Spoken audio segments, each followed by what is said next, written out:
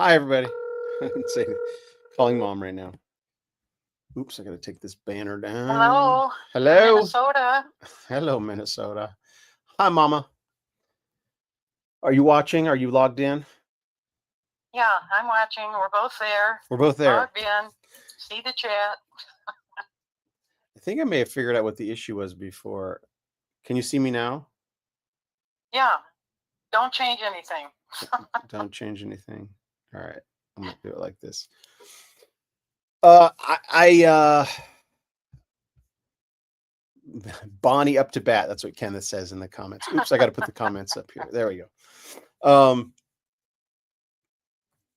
I want to finish. I got one note Yeah, go ahead. from Psalm 142. Let me see. Let me just 142 verse. Well, first of all,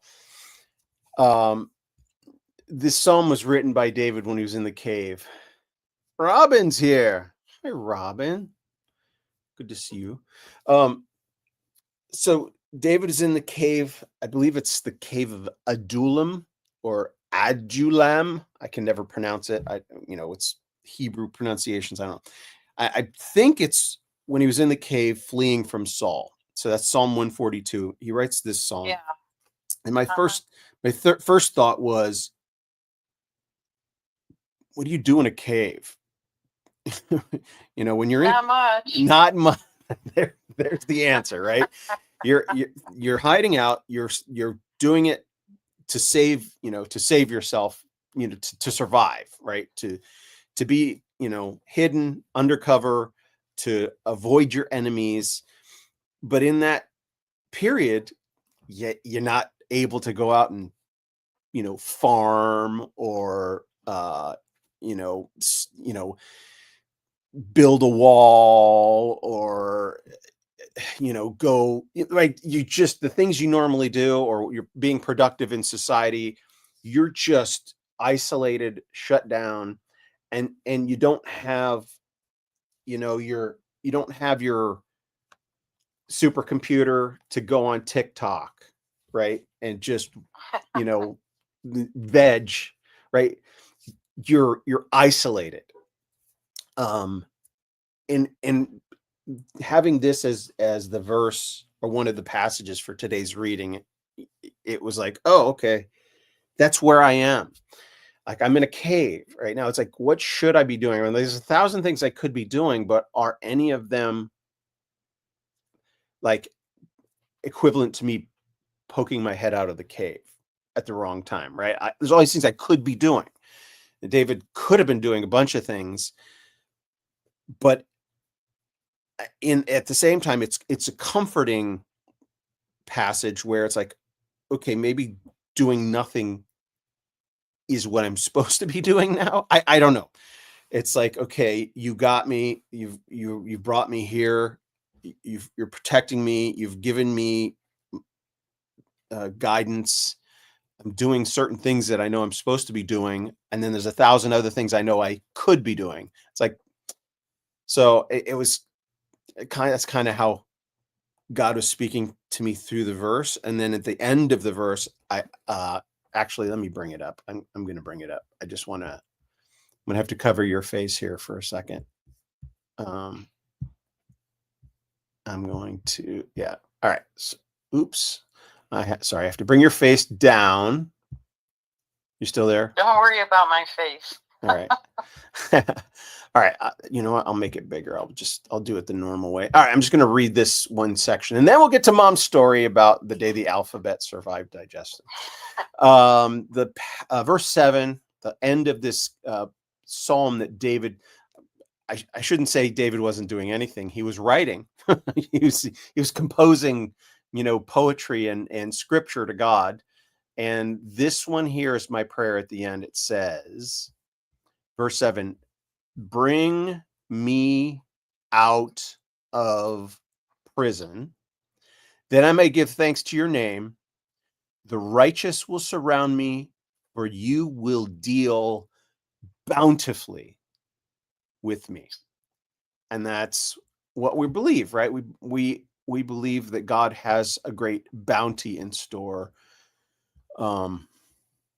because of this project that I'm working on. There, finished my notes. I'm back. Oops. What's that picture of, is that an island in that blue below your face? Oh, the, looks like a crab. This part, oh, wait. So that island underneath, that's basically, I have a map of, that's the Mediterranean Sea. North of that is like Turkey, and then to the east of that is Israel. That's just what island is that? I have it up here. I thought it was a crab. Hold on, I have the map behind me. Let me see the name of the island. That's Cyprus. Yeah, I thought it was, one of those islands over there. All right. Back to normal. Okay. All right. Enough of vamping. Enough talking about other stuff. Mom. Yes. Turning it over to you. Okay. Is everybody ready? We're ready. How are you, first of all? How are you doing? I'm doing well. It hasn't even been a whole month yet since my surgery. I'm amazed. That's right. Today's what? How well I'm doing. So once again, I'm giving the glory to God. So feeling good, in no pain. Thank God. Learning the bag change. It's all working. The bag change, the new normal.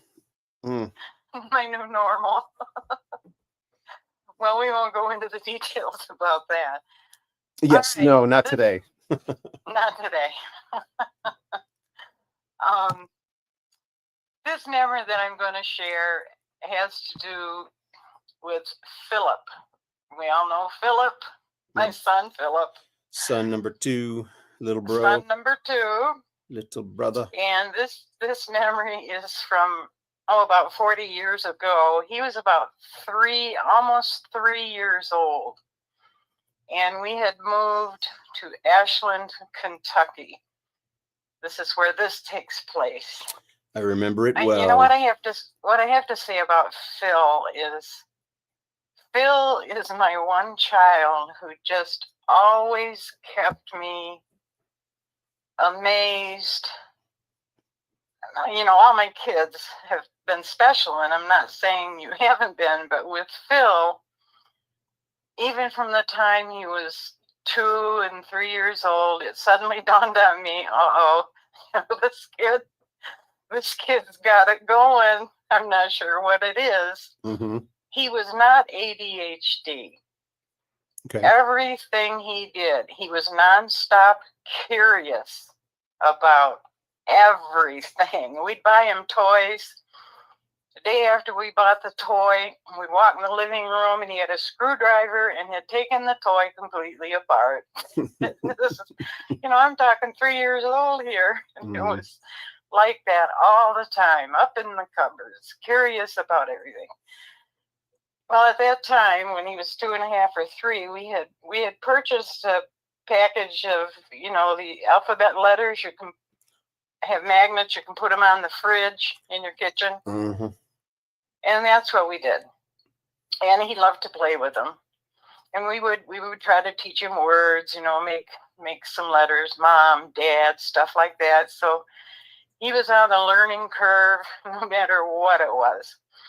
Well, one particular day, I was running around the house doing whatever I was doing, my chores, cleaning, not paying a whole lot of attention. But I realized suddenly it was very, very quiet. When you have a 3-year-old in the house and it gets quiet, you start to investigate. I walked out in the kitchen. He was sitting on the floor in front of the fridge with all those little magnetic letters. And I looked down, and right in front of him were 6 plastic letters. And he looked up at me, and I saw this look on his face, and it immediately said, trouble. Uh-oh. There's trouble here. It said, I'm busted. I forgot you were in the house. Exactly. What people don't understand when it comes to a mother, you can look at your child's face and see what's there. And I don't care what age it is, but you know something's going on here. And I stood there for a minute, and I wasn't alarmed, but the look on his face made me start thinking here. Perhaps I should be alarmed. What? Made you think perhaps I should be alarmed. Yeah, well, you could put it that way. So, I picked him up. It was kind of nap time, and I thought, well, I'll just, I'll put him in for his nap. And in the process, I went to pick up the letters to stick them on the fridge where they belonged, and they fell off. They did not stick. 6 letters sitting in front of him. I turned them over. The magnets were gone. 6 of them. Delicious. They're little round ones about the size of a small pea, that snap into the back. Mm-hmm. So I picked him up and I looked at Phil again. And there was that look, that look. And he was old enough, to verbalize and be able to answer questions. Mm-hmm. And I said, Phil, where are the magnets? And he just put his head down and he didn't answer me. And so I started looking around. I said, where did you put them? Where are they? They weren't in his clothes. They weren't anywhere that I thought he might put them. And finally, I picked him up and sat him down on the table in the kitchen. And I looked at him and I said, Phil, tell Mommy, where are the magnets? And he pointed to his stomach. Mm-hmm. Oh, Lord. I picked up his shirt. There were no magnets sticking on his stomach. And then it all came into... Yeah, you didn't think they were like on the outside of his stomach. Well, I was desperate. Under your shirt, honey? I was praying to God they were sticking on his stomach. Mm-hmm. And I looked at him and all I said was, Phil, did you swallow the magnets? And he licked his chops. He just, what? And he licked his chops. No. He nodded his little head, and I went into nurse panic mode. Mm-hmm. Oh, God. What do I know about magnets? Yeah. I don't know anything about them. I ran to the phone. I called, what's that number we call? Poison control. I got a hold of them. I ran the story past them. And the person on the line, I described the magnets, what they were. And the person on the line told him, this is my 3-year-old son. He just swallowed 6 of these. What do I do? Do I go to the ER? Help. The person, I almost wanted to say, I thought I heard the person chuckle a little. Oh. Yeah, well, good for you. It ain't funny for me. What I learned was they were not harmful in terms of chemical toxicity. Reasons. Right. Right. So, okay. He said the correct thing to do now, of course, is to every time he has a bowel movement, you're gonna have to go searching. Oh, Lord. You thought you were done with diapers, didn't you? I'm telling you. I don't know how we as mothers survive these things, but we do. So, as the day went by and the next day went by, and as soon as he had his bowel movements, I'm a-searching. And I don't know how long it took, probably one day. Well, my issue as a nurse was the intestinal tract. Can these little magnets get lodged anywhere along the line. That was my real concern. Mm. Right. So the good news is I knew how many there were. There were 6. Right. I had to recover. That's good. I had to recover 6. Well, the day came and it happened, and he had done his thing, and I'm searching, and all of a sudden I look in this little specimen, and there were those 6 magnets had all attached to each other and came out in one single roll. Perfect. Thank God. How efficient. Oh, I am telling you, Mike. I am telling you. You know, here we go again. It wasn't funny then, but it's funny now. And I thought, well, that's typical of Phil. He would do something like that. I guess he thought they were little cookies or something. I don't know. But that's my story, and I'm sticking to it. Yeah, literally. And they're no sticking pun to it. intended. I'm sticking to it. So, were there only 6 magnets on the refrigerator, or it was like 26, the whole alphabet? No, there were 26 letters. Mm. So you caught him, about. And he had taken 6 letters off and was playing with them on the floor, and had taken the magnets out of them and swallowed them. So there's a reasonable likelihood that if, say you delayed an hour, there might have been 12 magnets on the floor, or 26, or 26 letters on the floor. 26 for all I know. Oh God, don't even go there. Don't even go there. I got there in the nick of time. Oh Lord. I have a I didn't think of it that way. I have a Phil story from around that same time period. So this was Ashland. So yeah, Phil was born in Concord, California. Yeah, he was born in Concord, California. Uh-huh. And he must have been, let's see, we moved in. He was born in 81. He was born in 81. And so when you guys moved to Ashland, I recall traveling with you guys. And so I don't know if you guys had moved there and I came to visit and we traveled somewhere, but I remember we were staying at a hotel in our travels just one night. Okay. And I only remember this one thing. I remember we're at this hotel and I'm walking along. I don't know if we're just checking into the hotel or what. And we're walking past the pool or something. I'm walking along and I stop and I turn and I look and I don't know where Phil is because he was just right with me. Oh no. And I'm looking and I don't know where Phil is. And I look into the pool and there he is. In the pool? Standing in the bottom of the deep end of the pool. The bottom of the deep end? Bottom on the step? Bottom of the deep end at the bottom of the pool. Looking straight up.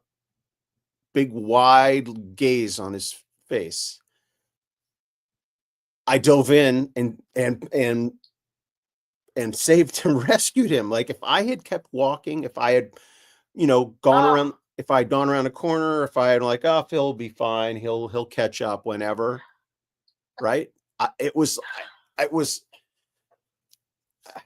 Why do I not remember that? I don't know.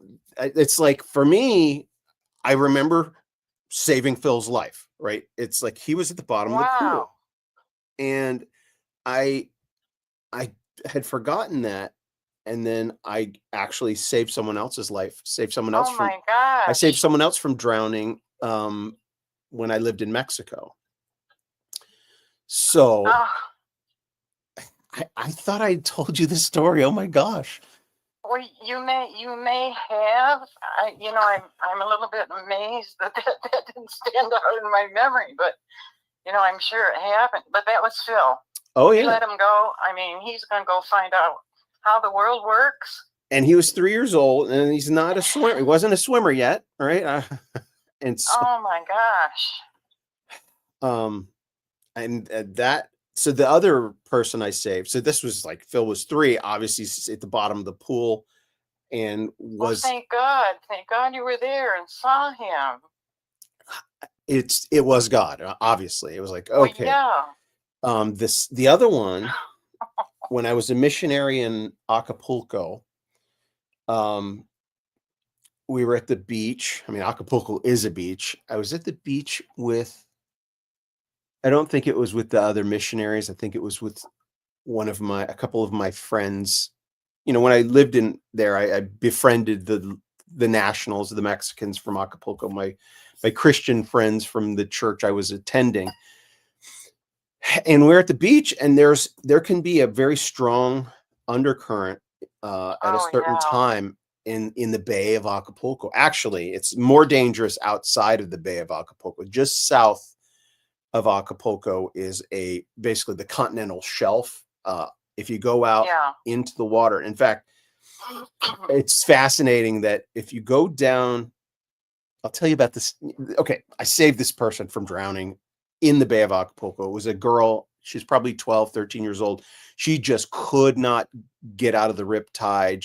I could tell she was getting weak. And I grabbed a boogie board and I dove and swim out to her and gave her the boogie board to keep afloat and help bring her back in. So not everybody has the opportunity to save people's lives, but I've saved 2 people from drowning in my life.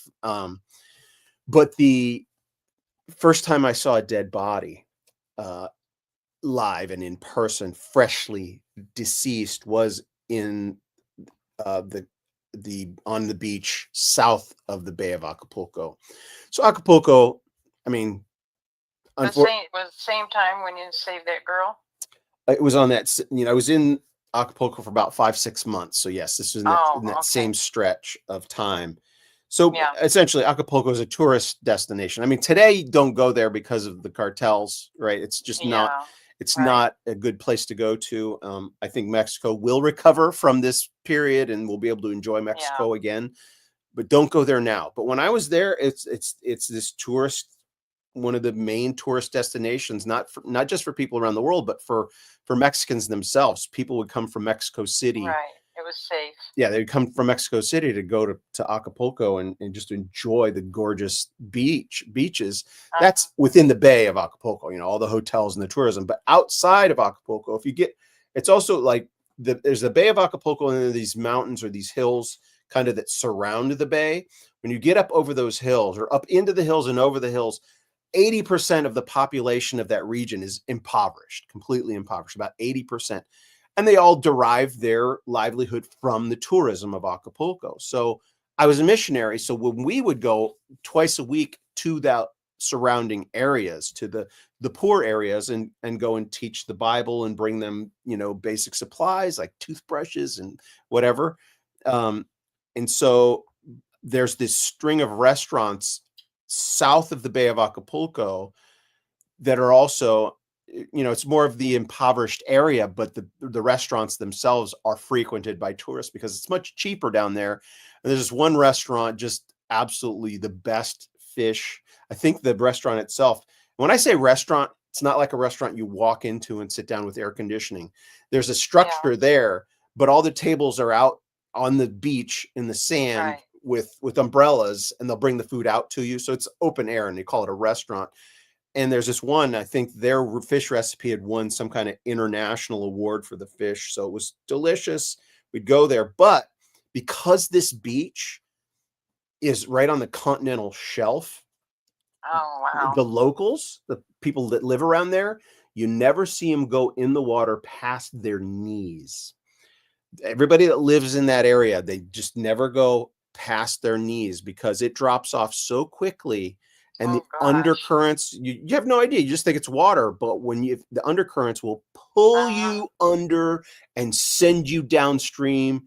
and you're gone. and you're gone. And so the very first dead body was a father, a tourist Oh, from Mexico City, and his wife and children gathered around his body laying on the beach. It was so traumatic. oh, heartbreaking. Yeah. And the locals are like, yeah, it happens all the time. It was like, oh my God. So Really sad. yeah, drowning is I'm just grateful that I was in the right place at the right time. And then I had that prompting and I turned around and there's Phil, 3 years old. I don't know if this was man. before or after the magnets. I don't know. I mean, he's just, and the Phil that I have today, he has just evolved into what I thought, would be the outcome. He just has this IQ and mind for learning. His brain is wired to understand and deal with technology in ways that just boggles my mind. He's so excellent at it. And I don't know. It all started with removing those magnets and let's see how this tastes. Yeah. It doesn't taste bad. There must have been something that, like, he ate 6 of them. So there must have been something about the coating on the magnet or something. It's like, I don't know. I like the way this feels. Maybe it's a vitamin. I'll swallow it. Well, he just, all of his senses were involved in learning. Everything he did, he had to see, he had to touch, he had to take things apart, he had to swallow things, blah, blah, blah. And thank God you saved his life. Now that you mention that memory of having done that, it's creeping back in. I'm sensing that there was some drama that day, but I wasn't there to see it. But oh, thank God you saw him. It's the interesting. Yeah, he's just under the water looking up. Yeah, I can see that. It's the interesting thing about memory is I don't remember where. I know it wasn't at your place in Ashland. It wasn't at in California. We stopped somewhere in the travel, But I wasn't with you guys when you moved to Ashland. So it must have been because we moved in with my dad and then you guys moved to Kentucky. Yeah. So I came back for a visit or something, but it was right around that time when Phil was 3 years old. Yeah. Oh my gosh. Wow, I didn't know I was going to have an additional memory added today. That's great. I'm glad you shared that. Well, it triggered when you mentioned he was 3 because that's around the time I remember that. Well, and today, Phil, he's 44 years old now and extremely successful in the work that he does. He's well liked. He's contributing to society, and it just makes your mother's heart feel good when you see your kids being successful and surviving their calamities. Hallelujah. Oh my goodness. Well, let's wrap it up here. I love you, Mom. Okay. Love you too. Love you guys. Have a good day. Love you, everybody. See you tomorrow at Bible Every Morning. Bye. Bye-bye.